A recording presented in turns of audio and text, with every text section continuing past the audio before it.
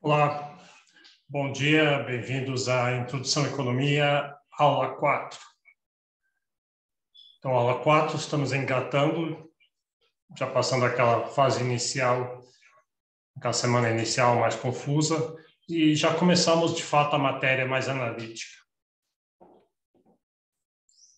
Hoje vamos continuar de onde a gente parou. A gente parou em teorias de escolha do consumidor, escolhas na produção, e vamos continuar isso hoje, ver inclusive a teoria das vantagens comparativas, que é um resultado bastante importante em economia. Antes disso, deixa eu perguntar se tem alguma dúvida sobre qualquer coisa. Alguém? Vamos fazer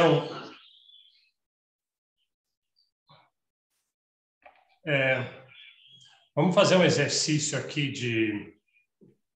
Quer dizer, um exercício não, antes de começar, eu vou tentar ir lá na biblioteca, olhar o livro.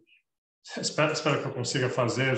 Eu já fiz isso na primeira aula, mas eu sinto que, não sei, é muito importante que vocês tenham acesso ao livro e leiam o livro. Então, vamos tentar. Se eu não conseguir, que eu posso ter esquecido a senha, essas coisas, como... Então, deixa eu vir aqui.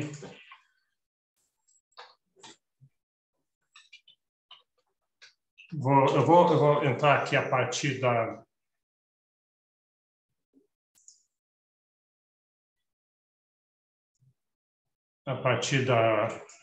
do site da UNB. Entra aqui.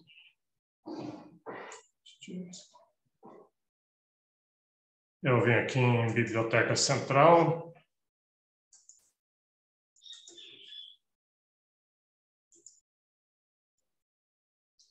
Tiro o aviso. Base de e-books. Todas as bases.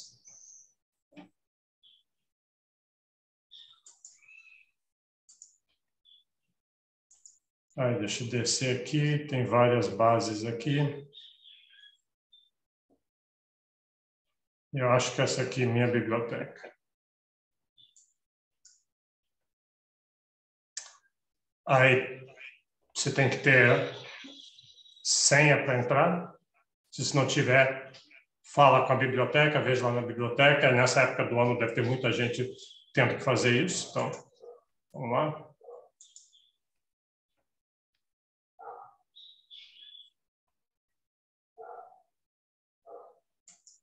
Não é base de dados. Tipo de base. Minha biblioteca. Acessar o sistema.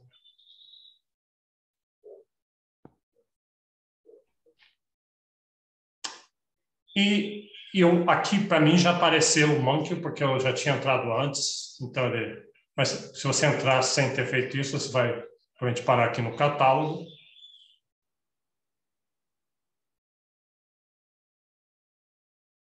Vamos esperar entrar. E no catálogo você põe Monkey. Deve ser aqui. Monkey. E ele acha que vários livros do Monkey. A gente quer esse aqui, Introdução à Economia. Abrir o livro. E vamos dar uma olhada aqui. Que se você olhar o programa não diz assim, leia página tal a página tal. Talvez a gente devesse fazer isso. O problema é que a gente acabou de fazer a transição de apostilas para o livro. Então, talvez a disciplina não está tão organizada assim. Mas o que eu disse para vocês antes é que é meio óbvio. Se você vier aqui no começo, então, o livro está aqui, ó, capítulos, parte 1, tem várias partes aqui, o livro é grandão, né? Então, a gente não vai ver tudo, mas nós estamos nessa parte 1. Deixa eu admitir quem está chegando aqui.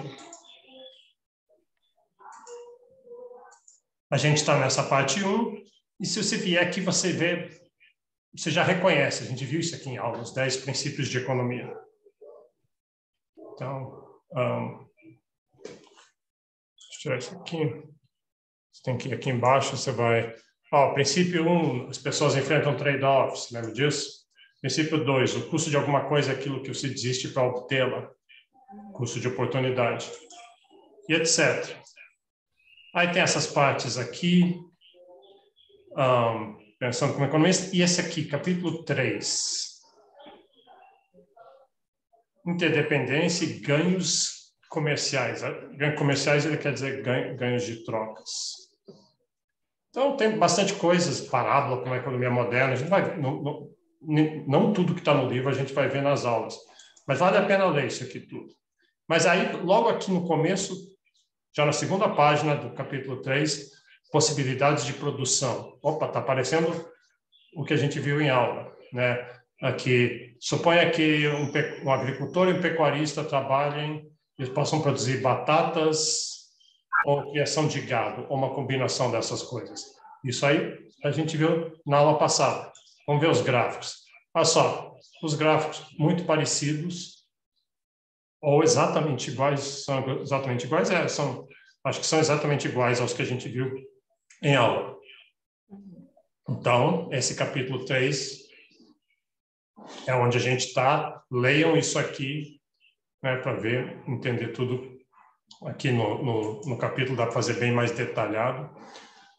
Vantagens comparativas, nós vamos ver isso ainda hoje, vantagens absolutas. Então, leiam esse capítulo 3, leiam o capítulo 1, o 2, o 3, essa parte 1 inteira é onde a gente está agora. Parte 2 a gente não chegou ainda ao funcionamento de mercados. Mas, então, eu só mostrei isso para ressaltar essa ideia que você pode estar se sentindo meio órfão, mas cadê o material? Cadê a apostila que quer para ler? É o livro, leia o livro e agora vocês sabem exatamente aonde. E se em algum momento tiver dúvida de onde o que a gente está vendo em aula está no livro, fala em aula, pergunta para mim, pergunta para a monitora. Como eu falei, algumas coisas, alguns assuntos terão um texto adicional e a gente disponibiliza na hora, ou já está lá no site da monitoria.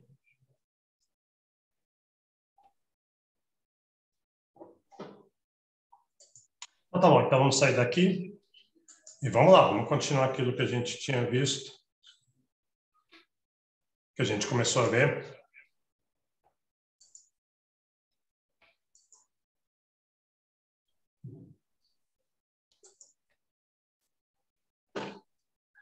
Então, está aqui, né? Só vou voltar um pouco para recapitular. A gente viu, a gente não viu o exemplo do agricultor e batata, a gente ainda vai ver isso hoje. A gente fez escolhas, a curva de possibilidade de consumo. Você tem um certo orçamento, você tem escolhas para gastar esse orçamento. Aqui a gente presume que são só 2 escolhas. E a gente viu como fazer essas curvas de possibilidade de consumo, os conjuntos viáveis, dado o seu orçamento, os conjuntos eficientes, os conjuntos inviáveis, e como que essa fronteira muda quando a gente muda algum dos parâmetros. Eu vou chamar isso de choques, uma perturbação no sistema. Vem alguma coisa, muda o preço da escolha 1, o preço da escolha 2, ou o seu orçamento mudam, a curva muda, as suas escolhas mudam, né? Então, como eu falei na aula passada, a gente ainda não usou isso para dizer qual vai ser a escolha, o que a gente prevê que esses consumidores vão escolher. Porque isso requer um outro material todo que a gente não vai entrar aqui em Introdução à Economia. Você faria isso em microeconomia, se você fosse estudar adiante em economia. Mas o que a gente fez já é bastante útil. A gente mostrou as escolhas, um conjunto de escolhas, quais são eficientes e como é que ele muda quando o sistema muda.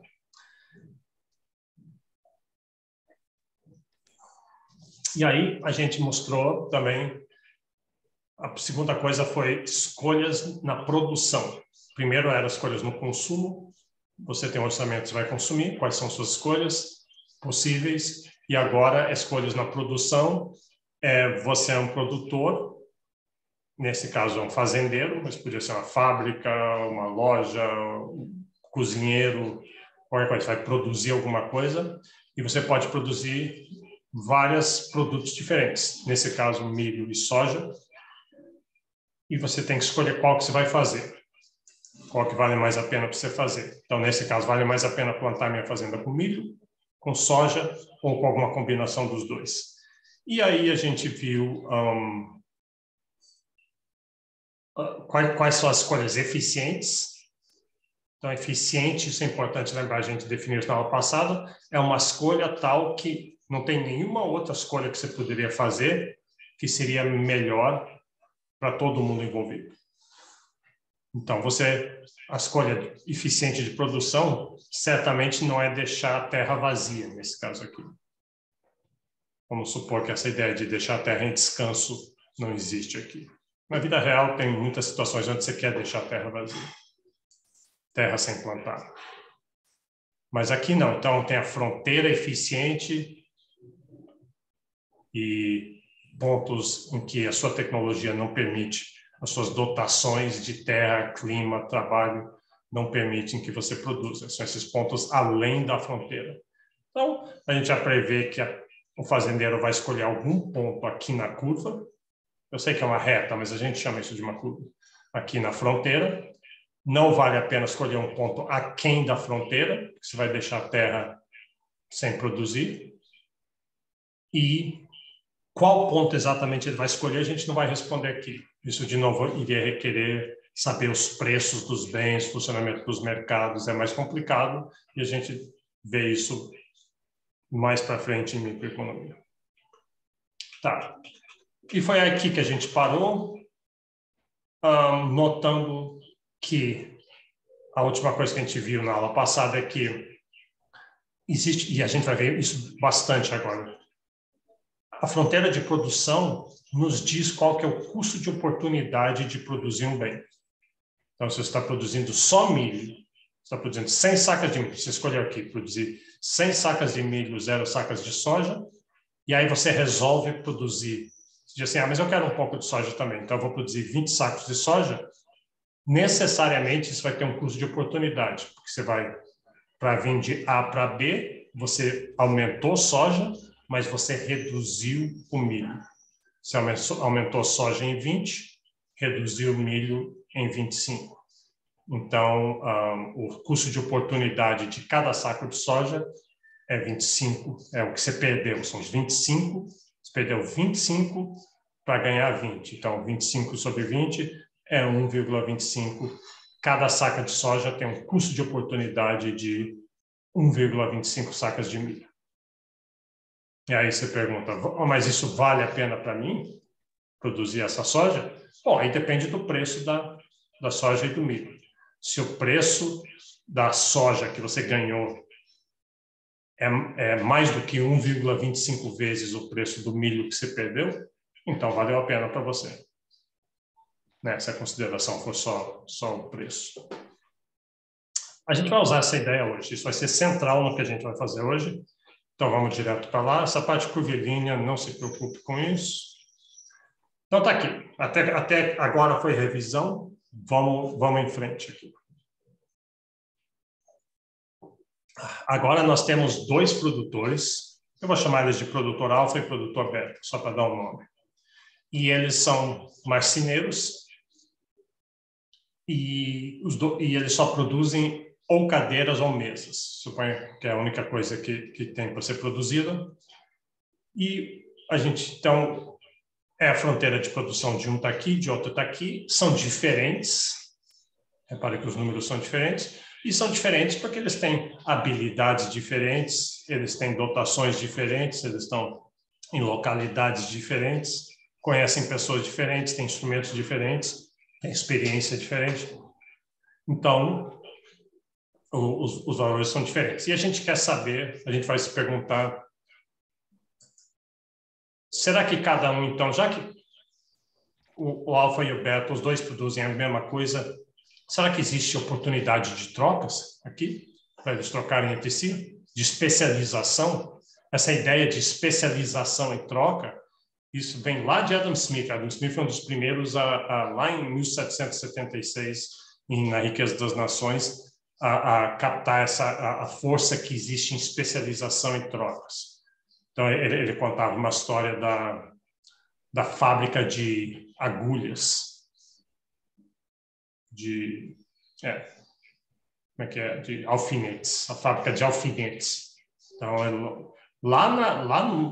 ainda no começo da Revolução Industrial, então, antes a Revolução Industrial, justamente antes, você tinha esses artesãos produzindo naquelas guildas, né, o artesão com seus ajudantes produzindo.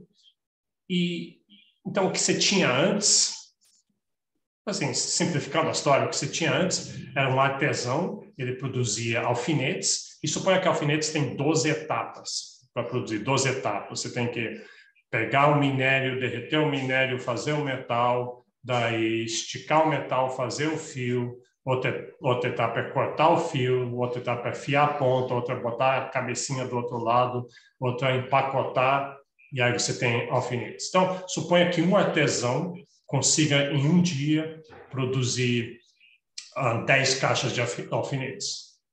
Né, que ele tem que fazer todas as etapas, ele mesmo passar de uma etapa para outra, então ele consegue fazer 10 caixas de alfinetes. E aí, o que é especialização e troca? O que é a essência da Revolução Industrial? Muita gente acha assim, a Revolução Industrial é quando veio tecnologias, começou a usar as máquinas. Tem um pouco disso, mas essa não é a essência da Revolução Industrial. A Revolução Industrial é muito mais uma questão organizacional. Então, de repente, começou assim, tinha um produtor, um artesão, que ele só produzia o metal, outro só fazia o arame. Ele passava para outro, ele vendia para outro. Aí outro só cortava aquilo ali. Então, cada etapa era feita por um diferente. Então, cada um se especializava e, ao se especializar, ele tinha ganhos de economia, ganhos de escala, ganhos de escopo, ganho de aprendizado, ganho de rede, não perdia tempo passando de uma tarefa para outra. Então, ao se especializar, os custos caíam, a produtividade aumentava. E aí, quando você olhasse assim, um artesão do jeito antigo, fazendo todas as tarefas, produzia 100 caixas, 10 artesãos, cada um fazendo uma das tarefas, passando para o outro, se especializando, você diria assim, deve ser 100 caixas. Um faz 10, 10 fazem 100. Mas não, era alguma coisa, era assim, um número ridiculamente maior do que isso. Não era o dobro, o triplo, era 5.000. Fica muito mais produtivo. Então, essa é a essência. E a partir dali, a Revolução Industrial é um processo de fazer isso ao extremo. E hoje a gente vive isso. Assim, cada um de nós é especializado numa coisa extremamente estreita na economia, e em que você é bom naquilo ali, e você é ruim nas outras coisas, mas você faz aquela uma coisa e depois troca com os outros. Então, vamos ver isso aqui no nosso modelo aqui. Então, a primeira coisa é perguntar o que distingue os dois produtores. Bom, o alfa, se ele produzir só cadeiras, ele produz 12 cadeiras. O beta, se ele produzir só cadeiras, produz 10. Então, o alfa é melhor em produzir cadeiras do que o beta. E mesas. Bom, o alfa produz 4. Se ele usar todo o tempo e esforço material dele, ele produz 4 mesas. E o beta produz 2. Então, o alfa também é melhor. Ele é melhor em cadeiras e melhor em mesas. Então, a gente vai chamar isso, ele tem vantagem absoluta nessas duas coisas. Se ele for produzir, ele produz mais do que o outro. A gente viu lá no livro do Monk, agora tinha um capítulo, lá no final daquela última página que a gente viu, estava explicando o que é vantagem absoluta. Mas a gente vai ver que o que é importante mesmo não é vantagem absoluta, é vantagem relativa. E a gente está indo para lá. Então, vamos lá. Então, você estaria tentado aqui a dizer o seguinte: se o alfa é melhor em produzir cadeiras e ele é melhor em produzir mesas do que o beta, então não tem espaço para trocas aqui. Por que o alfa iria se especializar, por exemplo, em cadeiras e daí trocar cadeiras por mesas com o beta, se o alfa também produz mesas melhor do que cadeira. Não tem espaço para troca. E a gente vai ver que isso é errado, que existe sim espaço para troca. Mesmo quando uma das pessoas, ou depois a gente vai botar isso em termos de países, tem um país que produz todos os produtos melhor do que o outro país, não existe espaço para trocas entre esses países. A gente vai mostrar que isso é errado. A teoria das vantagens comparativas vai mostrar que mesmo nessa situação em que um é melhor em tudo do que o outro, vale a pena cada um se especializar naquilo em que ele tem vantagem relativa, que ele vai definir, e fazer as trocas. Então, vamos lá. Como é que a gente vê a vantagem relativa? Vamos definir vantagem relativa?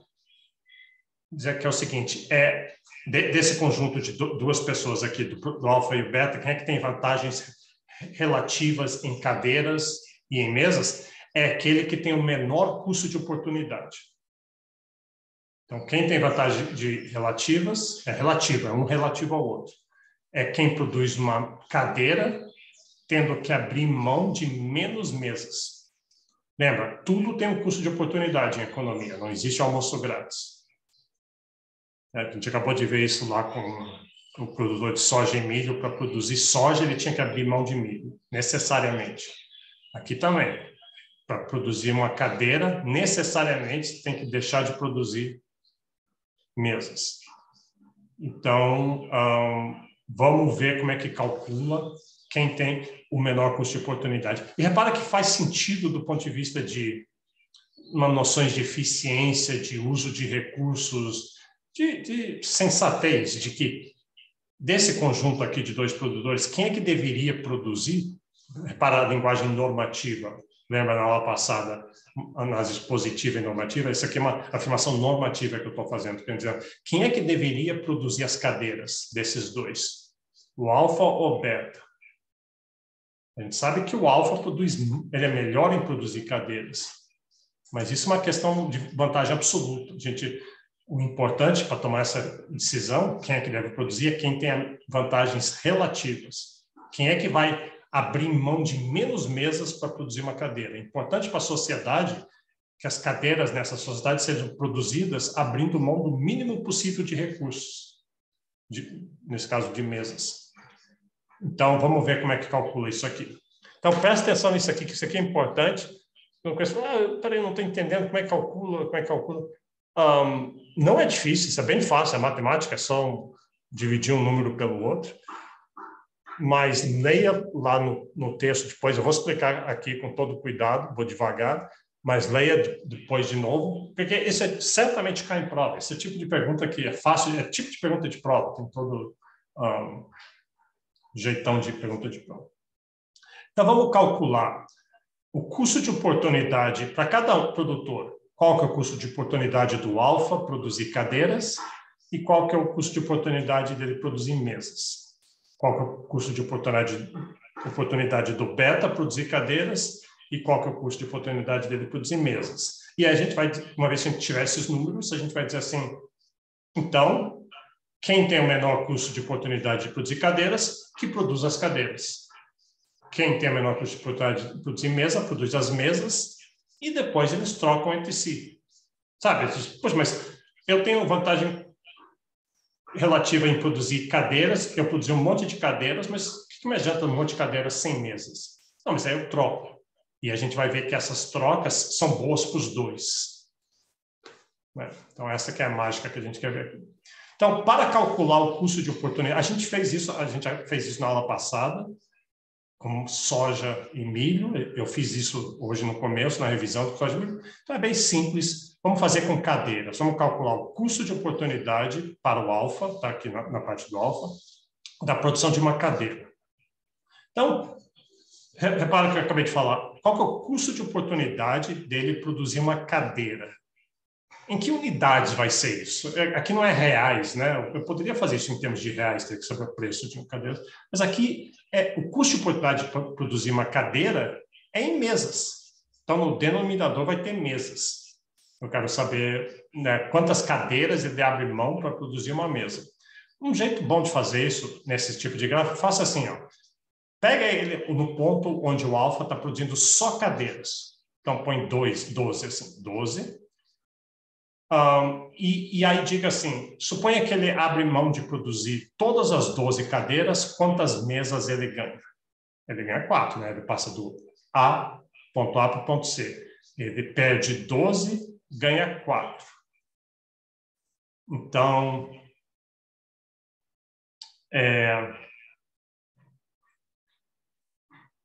o custo de oportunidade de produzir uma cadeira é medido em mesas, então o mesas vai no numerador. Então, eu perco 4 mesas. Não, desculpa. Eu ganho 4 mesas. Espera aí, deixa eu só achar um jeito melhor de explicar isso aqui.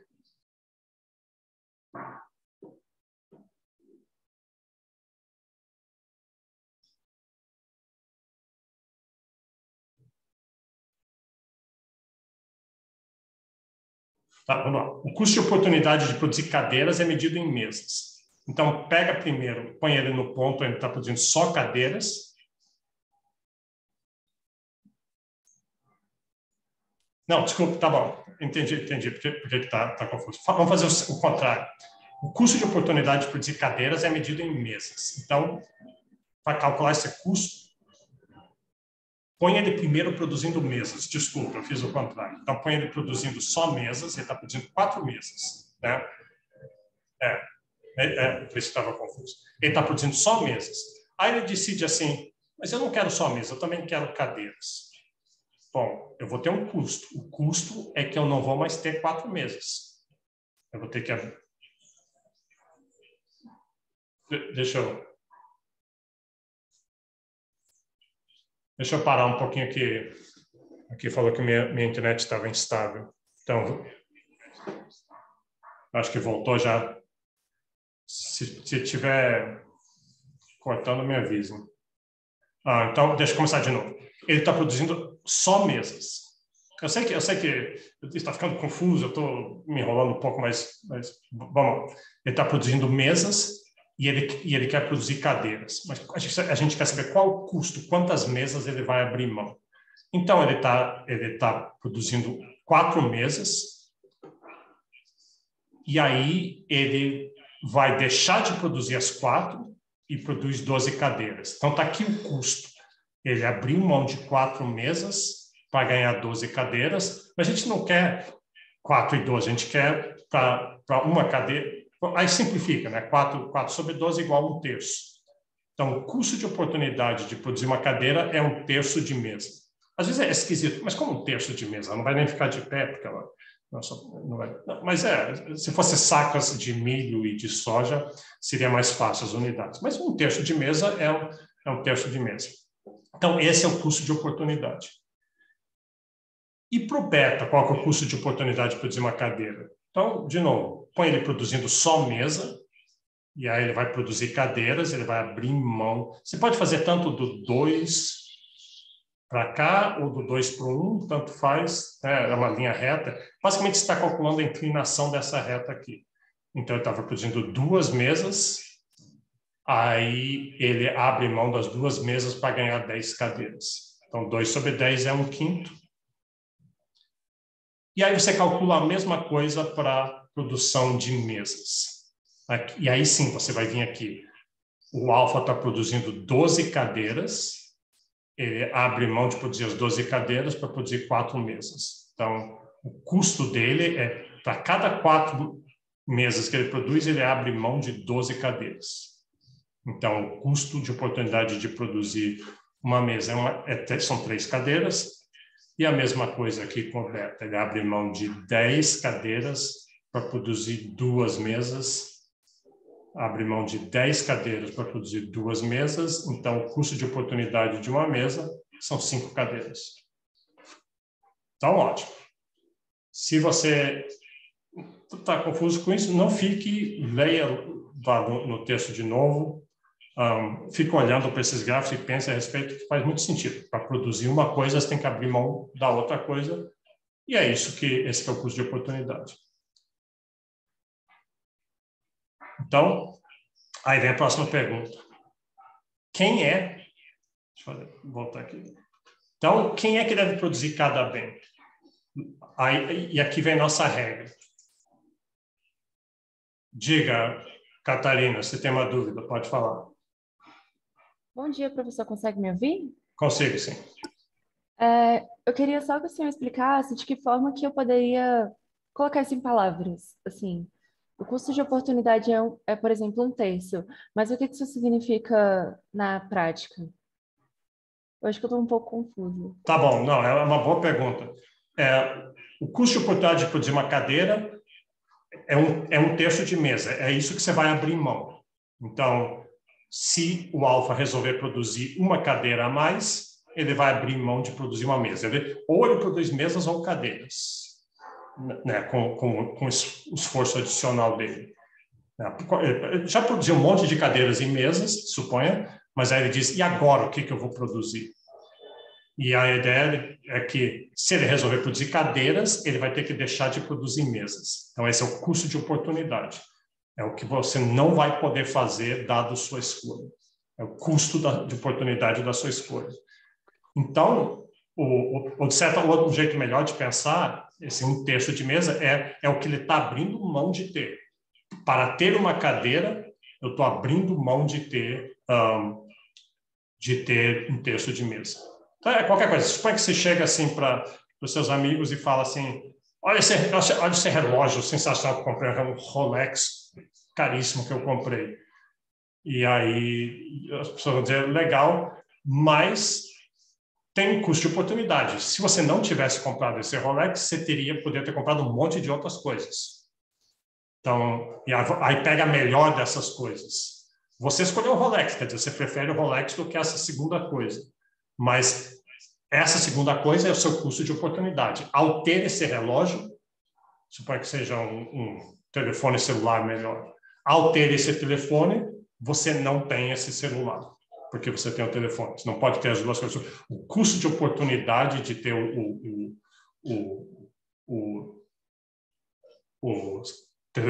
relógio é que você não tem o celular, o que você abriu mão. Então, nesse caso, aqui é importante. Eu resolvi produzir mais uma cadeira, mas eu deixei de produzir uma mesa. E aí, por que a gente quer saber isso? Porque, como a gente vai ver agora, tem duas formas do Alfa conseguir uma cadeira. Ele pode ele mesmo produzir uma cadeira, mas tem um custo de oportunidade para ele que é 1/3 de mesa. Mas tem um outro jeito dele conseguir uma cadeira, de conseguir uma mesa. Não, de conseguir uma cadeira. Ele pode produzir uma mesa e trocar essa mesa com o beta por cadeiras. E qual dos dois caminhos é melhor para ele? Ele mesmo produzir a cadeira ou ele produzir uma mesa e trocar a mesa com o beta por cadeiras? Vai depender dos custos. Então, a gente vai dizer assim, se ele tem um custo de oportunidade muito baixo dele mesmo produzir a cadeira, então é melhor que ele mesmo produza. Aí ele consegue a cadeira ele mesmo produzindo. Mas suponha que ele seja um mau produtor de cadeiras. Se ele mesmo produzir, ele vai desperdiçar material, a cadeira vai ficar ruim. E ele é um excelente produtor de mesas. Então, ele tem um custo de oportunidade muito alto de produzir cadeiras, porque não é bom naquilo. Mas ele tem um custo de oportunidade muito baixo de produzir mesas. Ele é excelente produtor de mesas. Então, talvez valha a pena para ele produzir mesas e troca essa mesa com o beta, que é um bom produtor de cadeiras e ruim produtor de mesas, e ele vai querer trocar. E aí, fazendo isso, todo mundo vai estar melhor. Essa que é a essência disso aqui. Por isso que a gente quer calcular esse custo de oportunidade. O que você está abrindo mão para ter uma cadeira?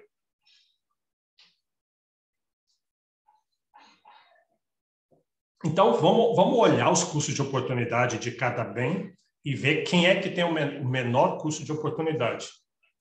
E quem tiver, essa pessoa que deveria se especializar naquele bem. Então, vamos olhar cadeiras primeiro. O Alfa tem um custo de oportunidade de 1/3 de mesa. Então, ao produzir uma cadeira, ele deixa de produzir 1/3 de mesa. E o beta tem um custo de oportunidade de 1/5. 1/5 é menos do que 1/3. Lembra as frações? Então, o beta a gente botar aqui assim. O beta tem o menor custo de oportunidade. Ele devia se especializar em mesas. Mesmo sendo o caso que ele não tem vantagem absoluta. Se ele botar todo o esforço dele em mesas, ele produz só 2, enquanto o alfa produz 4. Ele não tem vantagem absoluta, mas ele tem vantagem relativa. O custo de oportunidade dele é menor. Então, para a sociedade, é bom que o beta, nem pensando individualmente para o alfa e para o beta, pensa para a sociedade. Essa sociedade, que nesse caso é o alfa e o beta, são os únicos produtores de mesa e cadeira. Então, para a sociedade quer cadeiras, vai ter cadeiras, mas é bom para a sociedade que essas cadeiras que vão surgir tenham sido produzidas com o menor custo de oportunidade, que a sociedade tenha aberto mão do menos recursos possíveis para ter aquelas cadeiras. Então, é bom que o beta produza cadeiras, ele pode produzir 10 cadeiras, digamos, e mesas. E mesas é o caso que o custo de oportunidade do alfa produzir uma mesa, ele tem que deixar de produzir 3 cadeiras, toda a madeira que ia na mesa, todo o esforço, todo o tempo, todos os pregos, verniz, não podem ir em 3 cadeiras. Ele poderia usar, em vez em 3 cadeiras, se ele puser a mesa, ele abre mão das 3 cadeiras. E o custo de oportunidade do beta é 5. Ele tem um custo de oportunidade alto. Ele consegue produzir mesas, mas se ele fizer isso, cada mesa que ele produzir, ele vai ter menos 5 cadeiras. Então é caro. E repara, puxa, ele vai ter menos 5 cadeiras cada mesa. No entanto, o alfa é capaz de produzir uma mesa só abrindo mão de 3 cadeiras. Então, talvez seja bom ele, que é um bom produtor, ele é o produtor que tem vantagens relativas em cadeiras, em vez de ele produzir mesas abrindo mão de cadeiras, ele produz cadeiras e troca 3 cadeiras por uma mesa com o alfa, que vai estar disposto a fazer, porque 3 cadeiras cobrem o custo de oportunidade dele, e isso é mais barato para ele do que abrir mão das 5 cadeiras se ele mesmo produzisse. Vamos ver essas trocas aqui individualmente.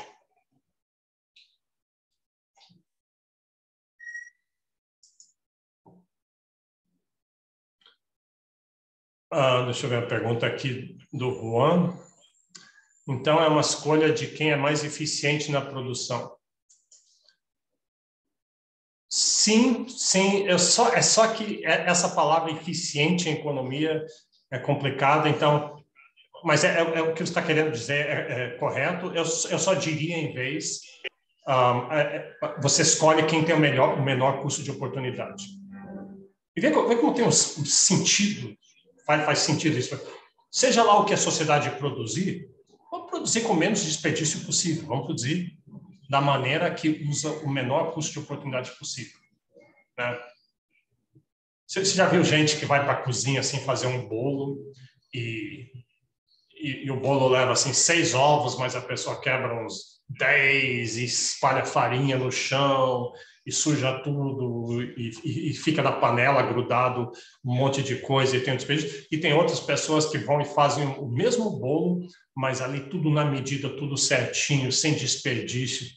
Restaurantes tem que ser assim, né? Quando você está na sua cozinha, você pode desperdiçar, porque está cozinhando uma vez ou outra ali, mas um restaurante que vende aquilo ali, as margens em restaurante de lucro são pequenas, então, realmente, se você conseguir usar um ingrediente que é um pouquinho mais barato do que o outro, você usa, você acha uma técnica que desperdiça, que aproveita os caules das couve-flores e essas coisas, você faz já aquilo ali.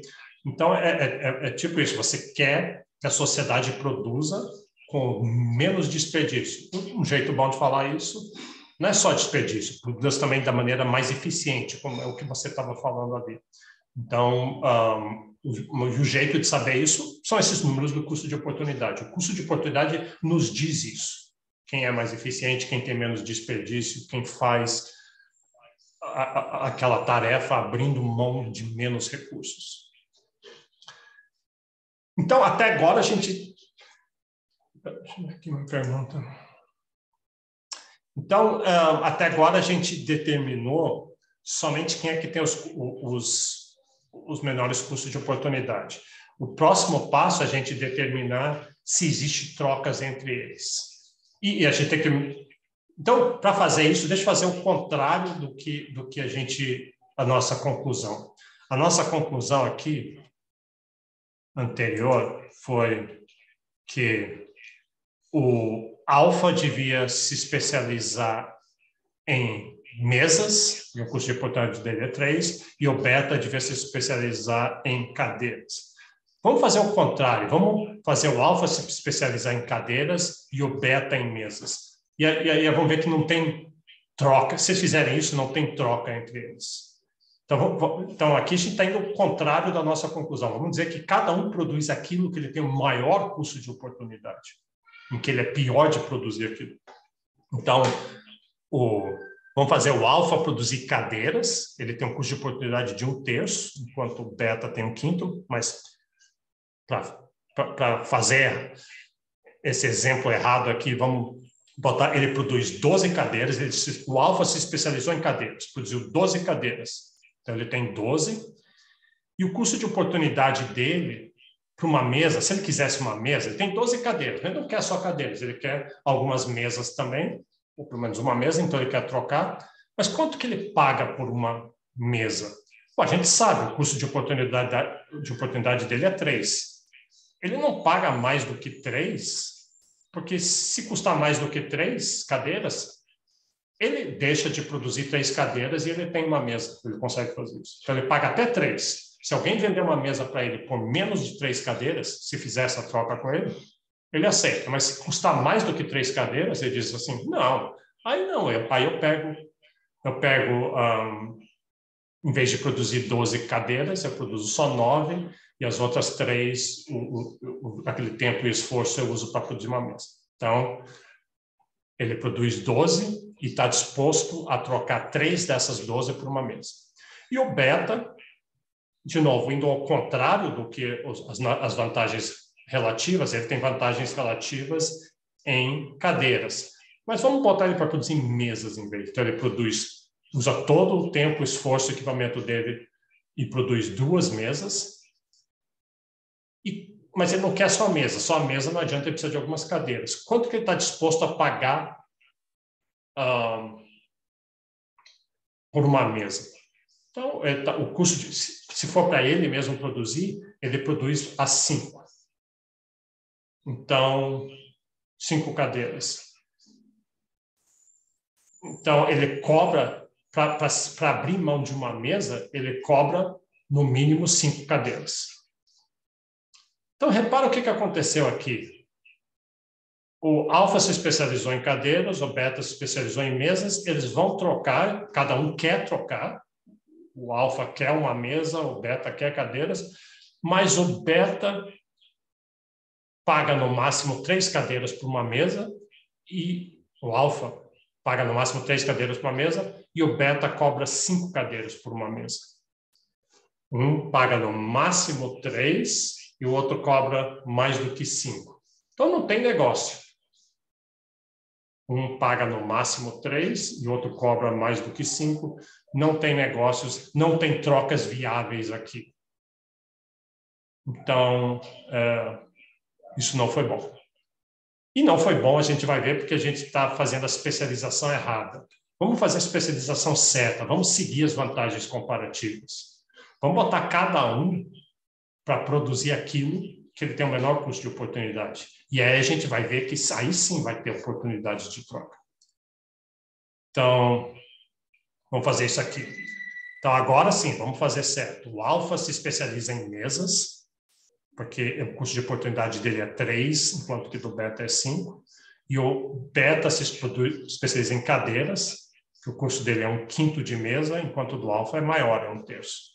Então, o alfa se especializou em mesas. Ele produz 4 mesas. E o beta produziu 10 cadeiras. E a gente quer saber, vamos ver se tem trocas. O alfa produziu 4 mesas. E se for para vender uma dessas mesas, qual que é o custo de oportunidade de uma mesa? É 3. Se você pagar mais do que 3 cadeiras para ele, ele vende uma mesa para você. Então, você tem que pagar mais do que 3. E o beta, quanto que ele está disposto a pagar por uma mesa? Ele está disposto a pagar até 5. Porque ele pode produzir uma mesa abrindo mão. Ele produziu 10 cadeiras, ele pode abrir mão de 5 dessas cadeiras e aí ele ganha uma mesa que ele produz. Então, ele está disposto a pagar até 5. Se alguém vender uma mesa para ele por menos do que 5, ele topa. E o alfa faz isso. O alfa exige, no mínimo, 3. Então, aqui tem qualquer troca em que o preço de uma mesa estiver entre 3 e 5 cadeiras é viável. Então, existe ganhos de troca entre os dois. Os dois vão se juntar, vão negociar e vai acontecer a troca e os dois vão estar melhor. Essa que é a beleza do negócio. Muitas vezes a gente acha que economia assim, é um jogo soma zero, que um se dá bem, outro se dá mal, um está passando a perna no outro e etc. Mas não é verdade. Troca, essa expressão ganhos de troca, o Adam Smith já colocou isso, é a base da riqueza humana. Cada um se especializa, troca entre si, os dois estão melhores, a sociedade melhorou. Aí a sua pergunta vai ser o seguinte: tá, o preço fica entre 3 e 5 cadeiras. Claro que o beta gostaria de pagar 3 e o alfa gostaria de receber 5. Qual vai ser o preço? Bom, aí depende do poder de barganha dos dois, da capacidade de negócio, o lábio ali na negociação. O ponto é que qualquer que seja o preço, seja 3 cadeiras, 4 cadeiras, 5 cadeiras, ou qualquer valor intermediário, 3 cadeiras e meia, os dois vão estar melhor. Então, isso é muito poderoso. Trocas são fonte de riqueza. Isso vai um pouquinho no contrassenso, que você acha assim, não, peraí, riqueza econômica, bem-estar social só acontece quando alguém produz uma coisa. Quando alguém faz uma coisa, ela está produzindo, aí cria alguma coisa e está gerando riqueza. Sim, é verdade. Mas acho que mais poderoso do que isso é essa riqueza gerada em trocas. Quando tem trocas voluntárias, claro, o fato das trocas ser voluntária quer dizer que os dois querem fazer a troca. Muitas vezes você faz uma compra e depois você se arrepende depois. Esse tipo de erro pode acontecer, ou às vezes alguém passou a perna em você. Uma coisa. Sim, mas a grande maioria das trocas que acontecem na economia não são assim. Mesmo quando você comete um erro, tem algum tipo de fraude, você não repete aquilo ali. Você aprende e não repete aquilo ali. O ponto é que trocas são a fonte de riqueza humana. Tem trocas, os dois lados estão ganhando, então é eficiente que a troca ocorra. Se os dois estão ganhando, lembra a nossa definição de eficiência? É uma situação em que alguém está melhorando, pelo menos uma pessoa está melhorando e ninguém está piorando. Então, essa troca entre o alfa e o beta de mesas por cadeiras é eficiente.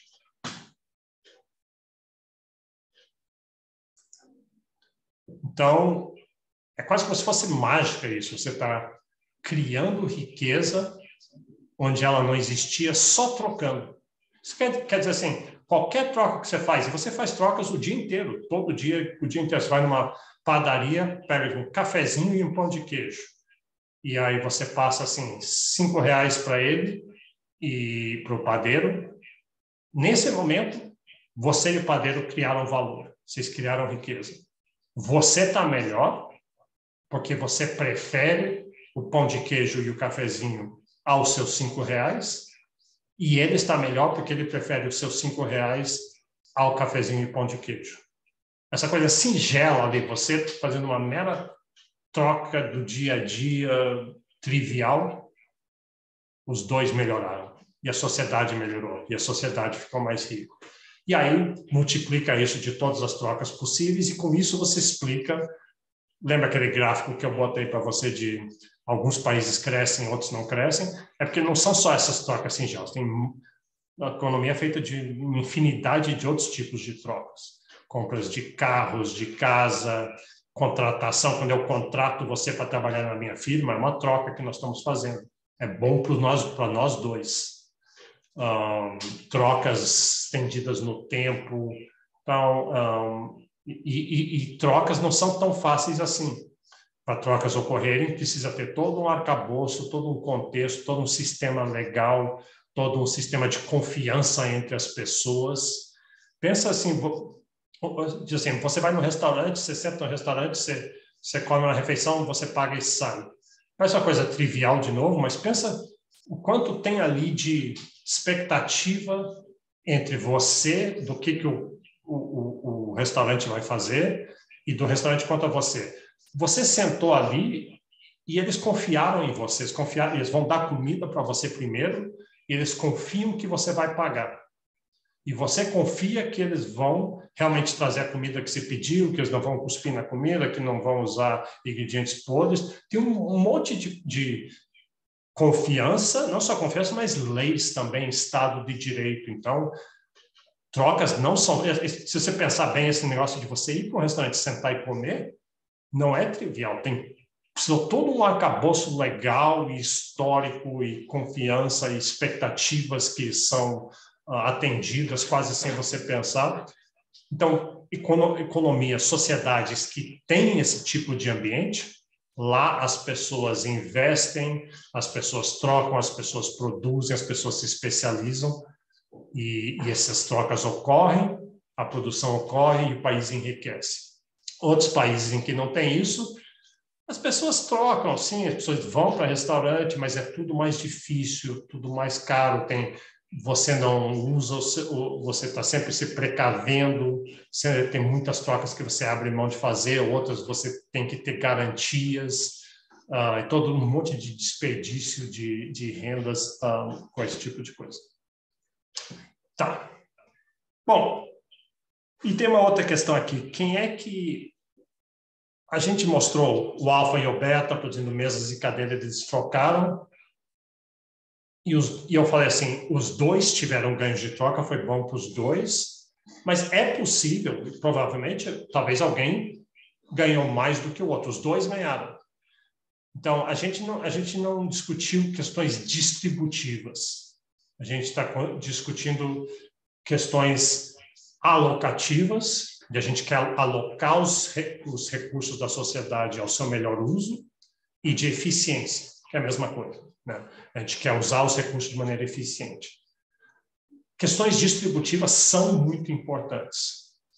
E a gente vai focar nisso lá para frente, lá no segundo módulo. Tá? No primeiro, a gente quer só ver como é que funciona a eficiência, que as trocas, as escolhas sejam bem feitas, a produção seja feita da maneira eficiente. Então, deixa eu dar aqui um exemplo. Esse é um exemplo que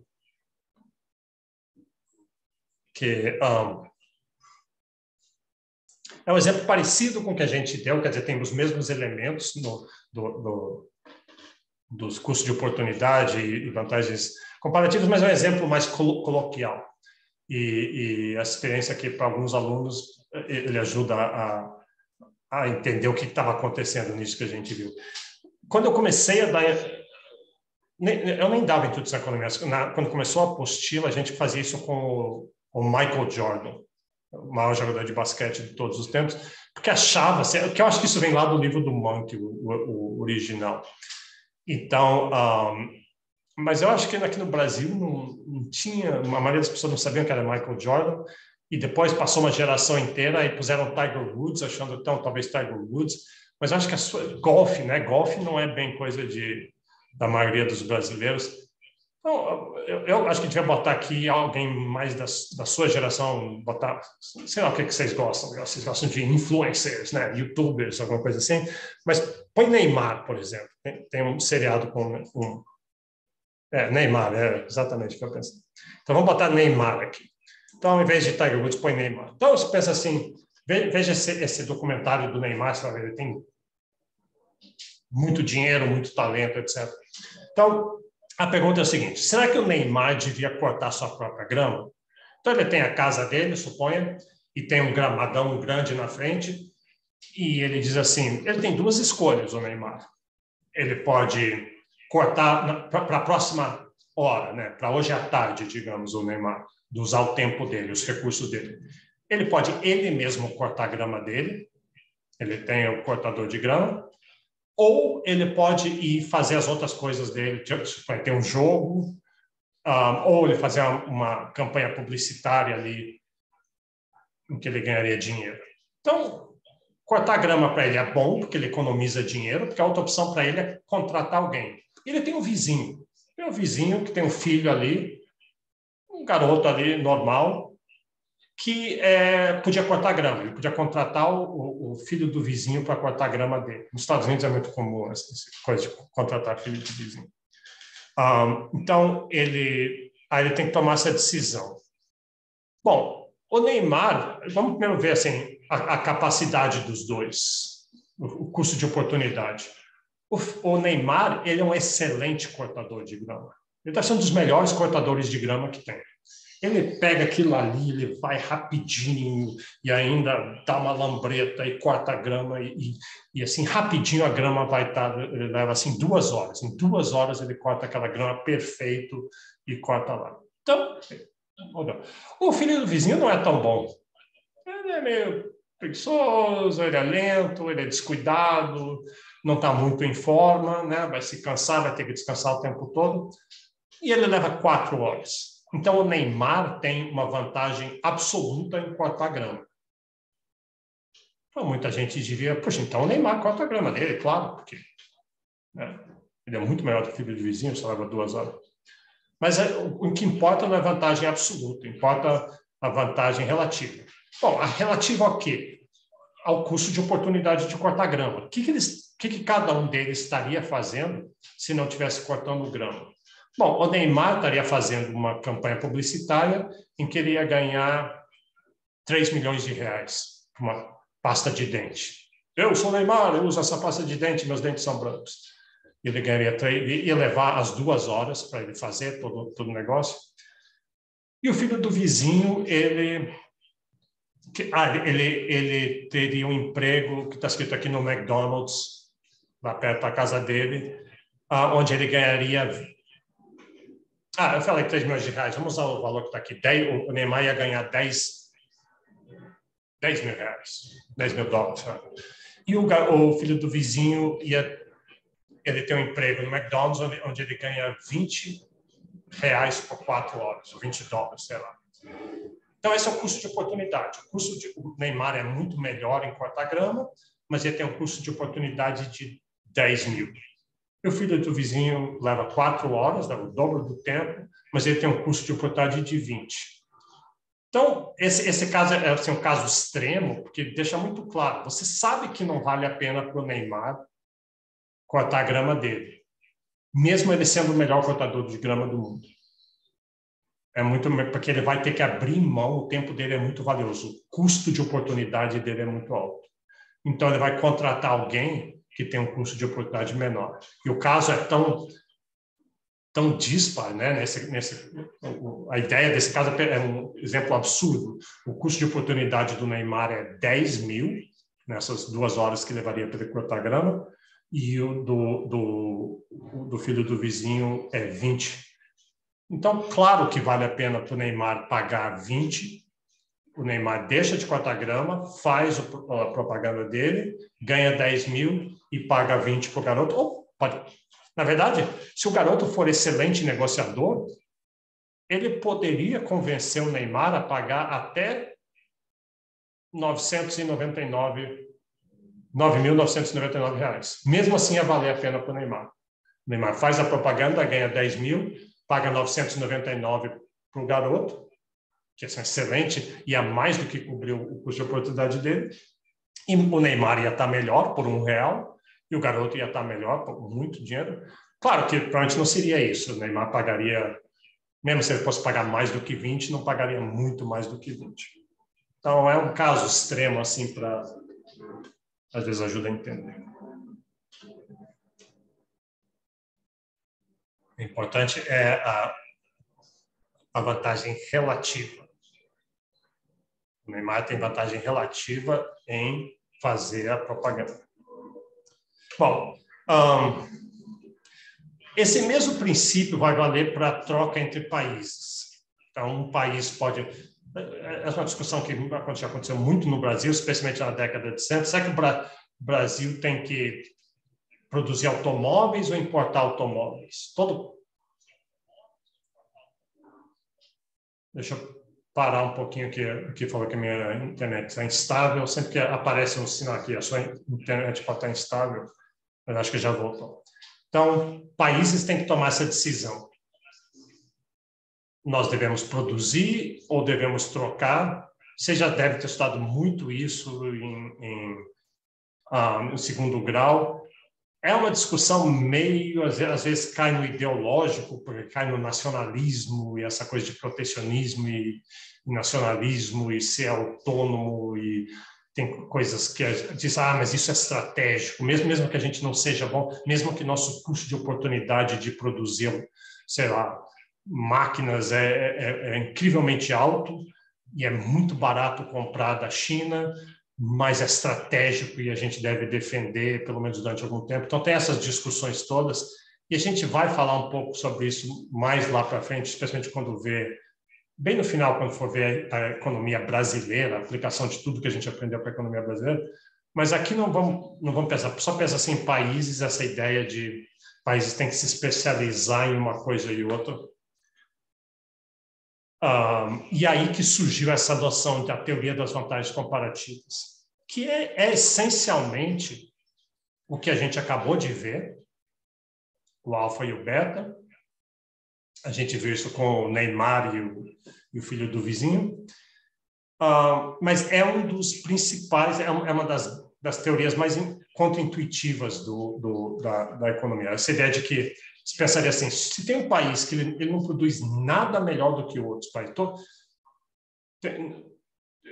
a indústria dele, a agricultura dele é toda limitada, então o que esse país vai exportar? Você pensa muito isso. Então, tem muitos países pequenos, especialmente, e com poucas capacidades, mais atrasados.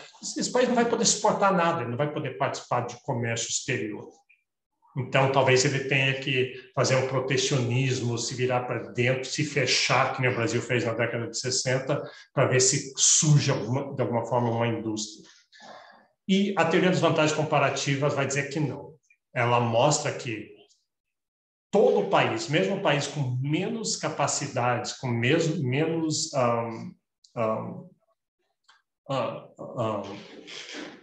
vantagens absolutas, mesmo esse país tem vantagens relativas. Tem algum produto que ele tem menor custo de oportunidade de produzir. Então, isso foi descoberto, está entre aspas, descoberto aqui, Davi Ricardo, assim, uns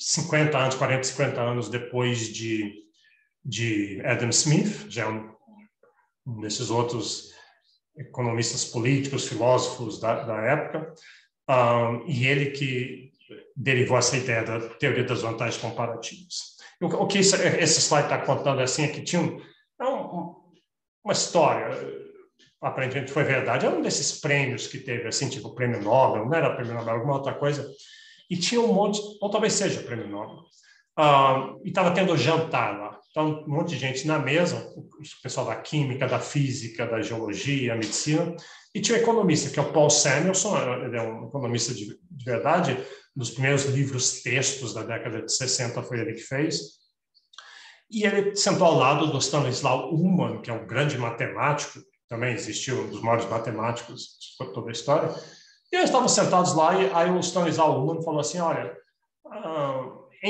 em matemática tem um monte de resultados contraintuitivos, que você parece que não pode acontecer, mas é verdade. Por exemplo, quer ver espero que eu fale isso corretamente. É assim, pense em qualquer mapa que você puder desenhar, assim, país. Não precisa nem ser um mapa de verdade. Você inventa os seus países ali, põe as fronteiras deles ali.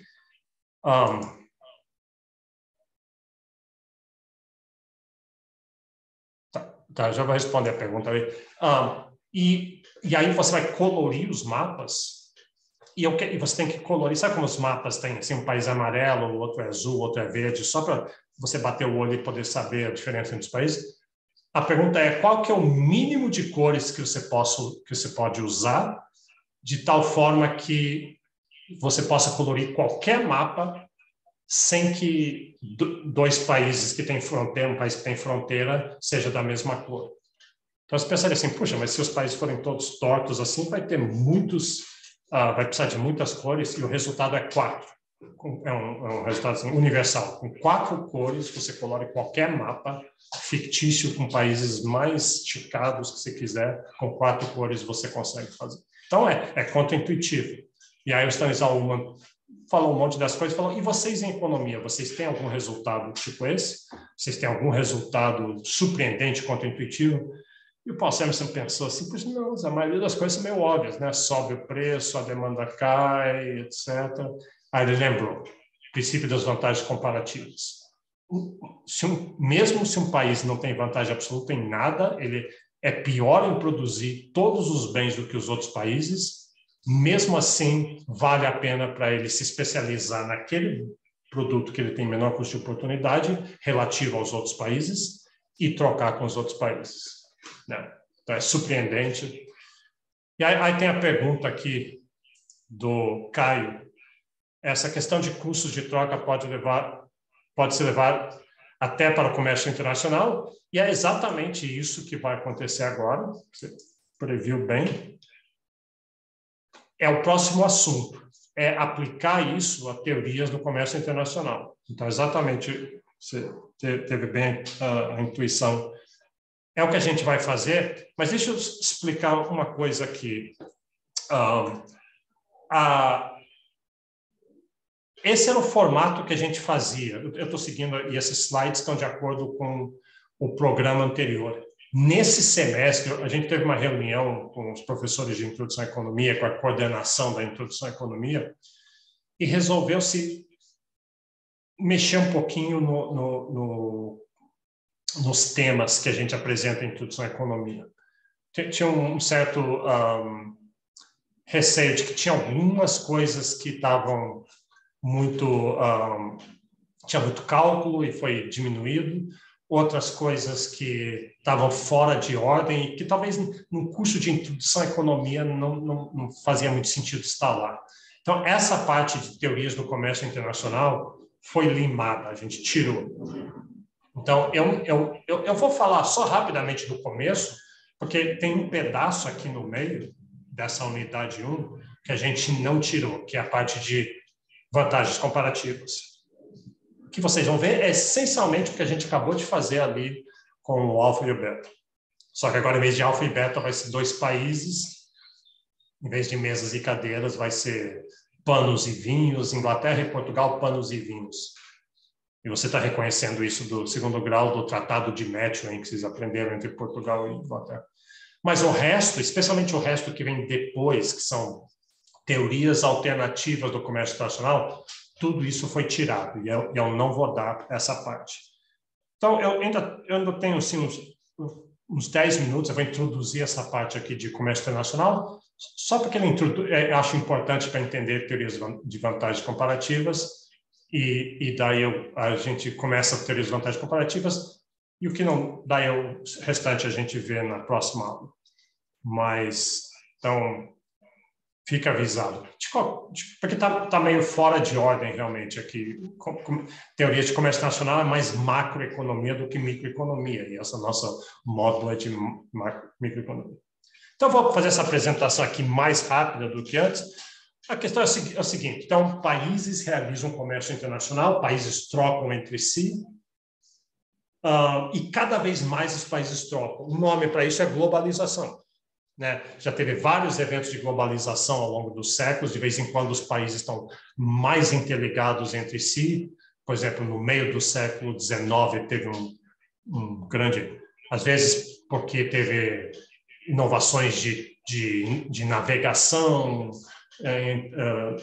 inovações de comunicação, de telégrafo, esse tipo de coisa, ou às vezes simplesmente o clima entre países está melhor e trocas são boas, muita gente pensa assim, globalização é ruim, globalização está explorando os pobres. em geral, não é verdade. Globalização é bom que os países troquem ideias, troquem pessoas, troquem bens, troquem serviços, troquem capital. Claro, dentro de umas regras, porque ao longo da história teve muita exploração e colonialismo, esse tipo de coisa.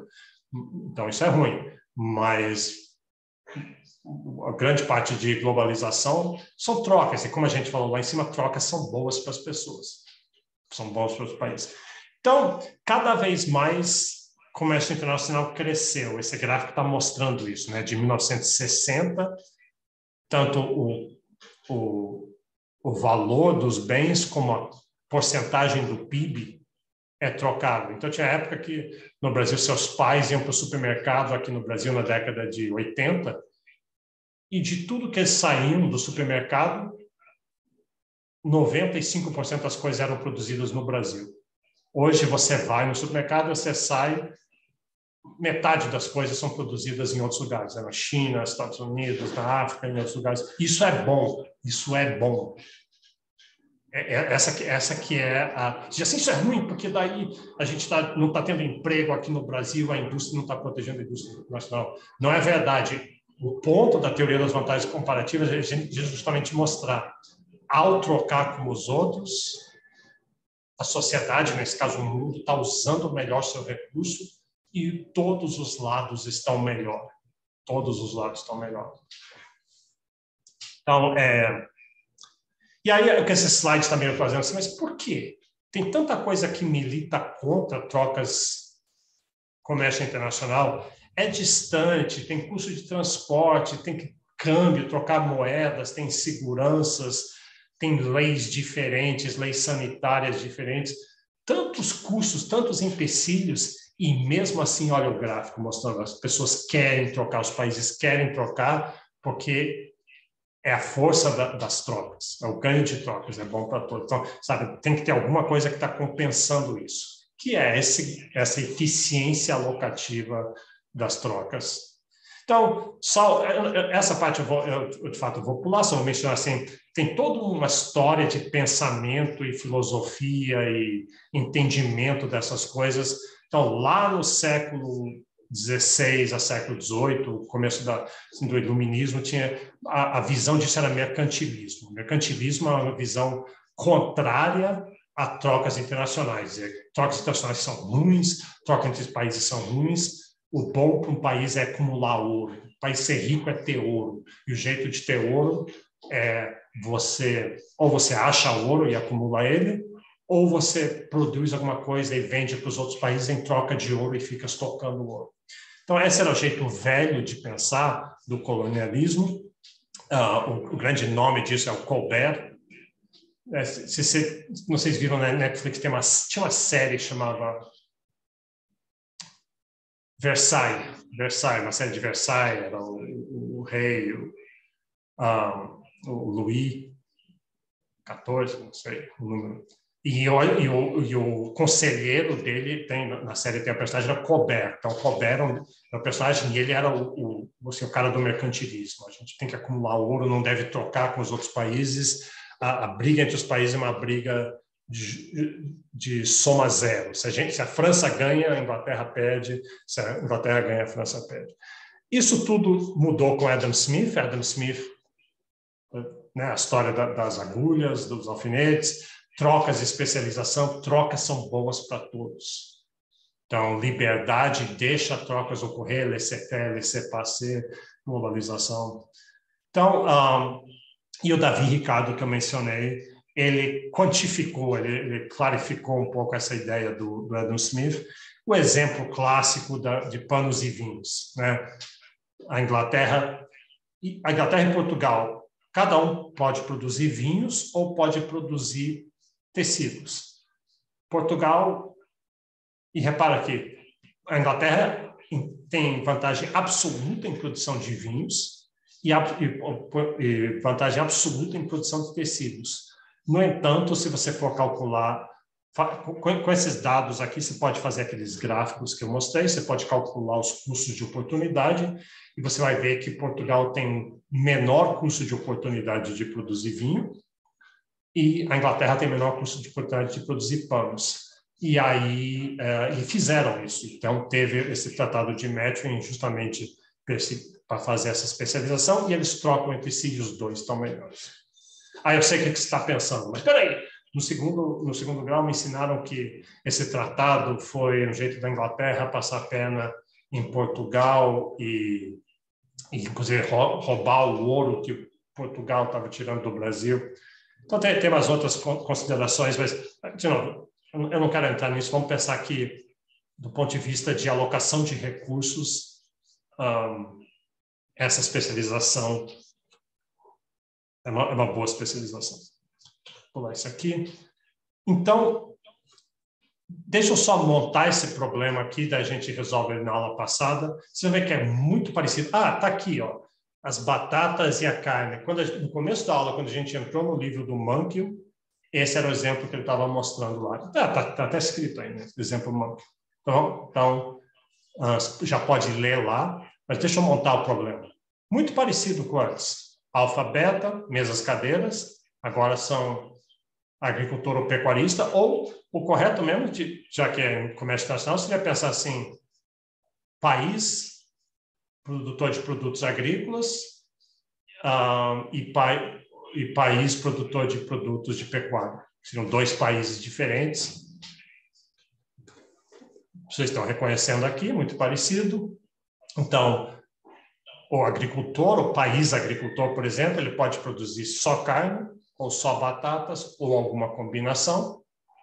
E o país pecuarista, né, Argentina, pode ser Brasil, Argentina, talvez, sei lá, produz só carne, só batatas. E repara que o pecuarista tem vantagem absoluta. Se ele produzir só carne, ele produz 24, mais do que o outro. Se ele produzir só batatas, produz 48, mais do que o outro. Mas a gente não está interessado em vantagem absoluta. A vantagem absoluta nos diz muito pouco. A gente quer saber de vantagens relativas. E para fazer isso,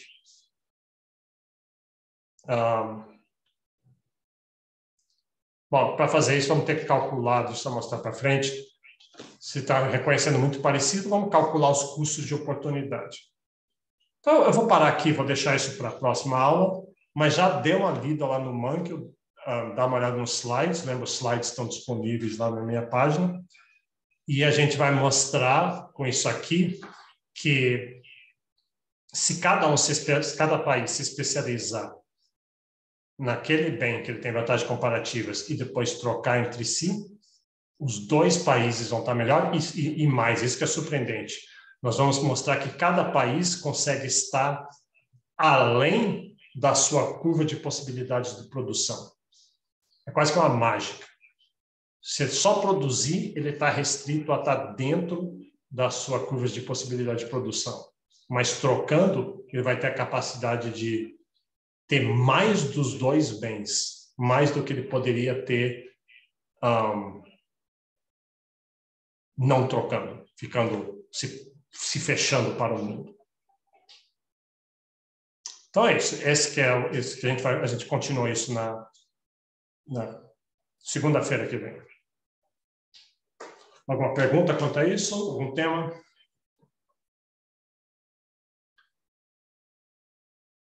Tem uma pergunta aqui, deixa eu ver, da Gabriela.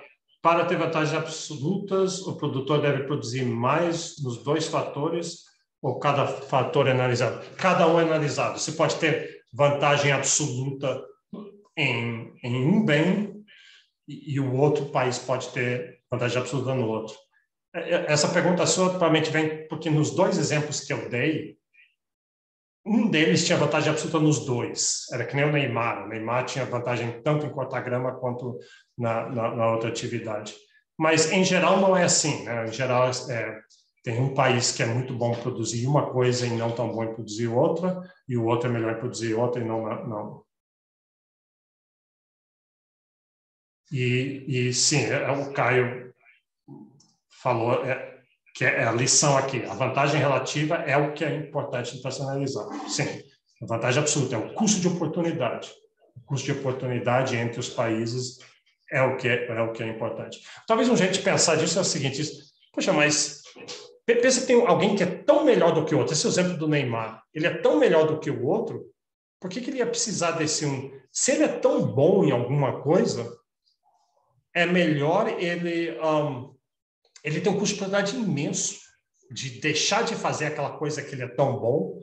Por isso que o país que não tem vantagem absoluta em nada tem uma vantagem relativa. Porque daí ele faz essa segunda coisa e faz com que o primeiro país não tenha que desviar recursos daquela coisa que ele é tão bom. Por isso que sempre vai ter uma vantagem relativa. Matematicamente, o pior país, o país menos capacitado, sempre vai ter uma vantagem relativa. É relativo, necessariamente vai ter uma vantagem relativa.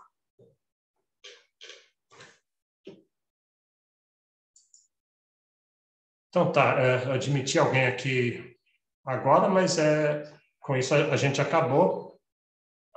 E lembra, eu estou sempre botando, acho que agora está claro para todo mundo a playlist. Então daqui hoje à tarde, eu tenho uma outra coisa para fazer, mas hoje à tarde essa aula vai estar gravada lá. Então, tchau, até segunda-feira.